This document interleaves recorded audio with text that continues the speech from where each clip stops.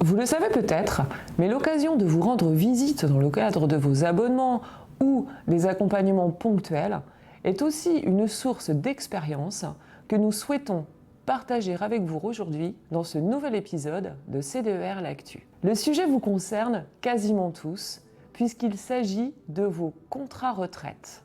En effet, nous avons largement évoqué les nouveaux contrats retraite, PER ou plan d'épargne retraite, commercialisés depuis 2020.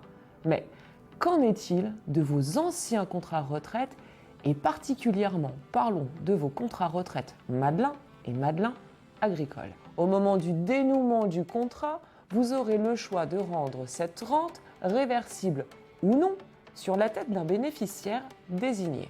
Le plus souvent, nous sommes assez surpris par le faible montant de la rente au regard des sommes épargnées toute notre vie. Eh bien, savez-vous qu'il est parfois possible de récupérer vos fonds en rente unique, c'est-à-dire de récupérer le capital en une seule fois, moyennant une fiscalité avantageuse? Cette possibilité vous est offerte dès lors que le montant du capital de votre contrat génère une rente inférieure à 100 € par mois. Nous parlons donc de petits contrats retraite représentant en général 30-35 000 €. Par exemple, vous avez un contrat Madelin sur lequel vous avez épargné 12 000 €. Votre assureur vous propose de sortir en rente de ce contrat. Le montant de la rente avoisine les 850 € par an, soit 70 € par mois, donc inférieur à notre seuil de 100 € par mois. Cette rente sera imposée à votre tranche marginale d'imposition, en général 30%, après un abattement de 10%.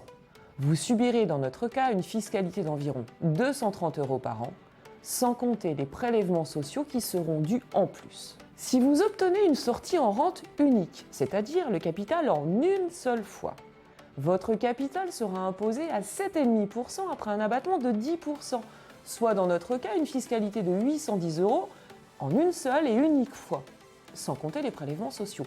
Le gain fiscal peut donc être intéressant. Alors quelles sont les conditions ? Vous devez avoir déduit les versements pendant la phase de constitution de vos droits de votre revenu imposable. C'est généralement le cas. Vous devez percevoir ce capital retraite en une seule fois, c'est-à-dire de façon non fractionnée, ce qui est l'objectif poursuivi. Vous devez en faire la demande expresse et irrévocable.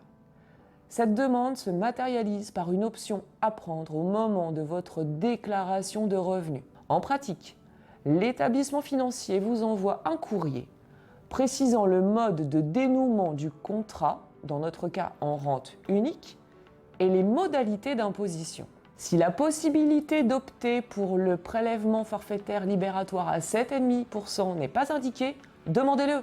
Sinon, et faute de connaissance, la rente sera imposée à votre tranche marginale d'imposition, 30% en général, et non pas à 7,5%. N'hésitez pas à en parler avec votre comptable ou bien votre ingénieur conseil qui pourra vous accompagner dans cette démarche, ou vous diriger le cas échéant vers le service d'ingénierie patrimoniale. À bientôt pour un nouvel épisode de CDER L'Actu spécial patrimoine.